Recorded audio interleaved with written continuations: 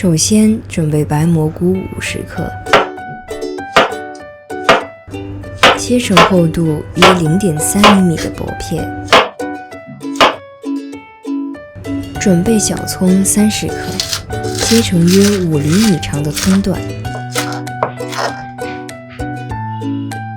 准备洋葱50克，切成厚度 0.3 厘米的洋葱丝。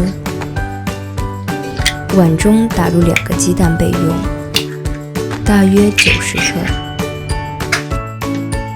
水开后下入面条，大火煮2分钟。煮好后捞出面条，将面条放进凉水中进行冲凉。捞出控干水分，倒入碗中。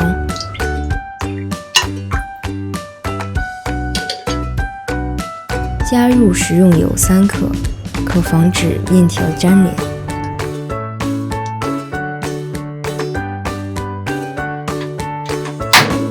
锅中加入豆油20克，油温120摄氏度时倒入鸡蛋，大火翻炒约25秒，至鸡蛋完全定型后倒入碗中备用。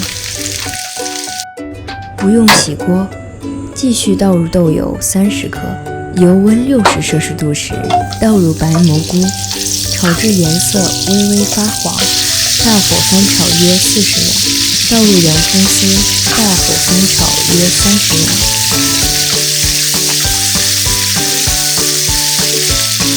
倒入小葱，大火翻炒约10秒。倒入红烧酱油23克，翻炒均匀。倒入花雕酒30克，鸡汁8克，翻炒10下左右。倒入面条和鸡蛋，继续大火翻炒，大约40秒左右。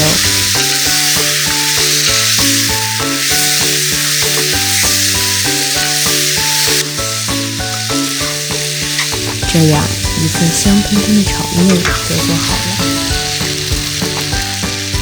喜欢本期视频的朋友，可以点赞、订阅、关注我们的频道。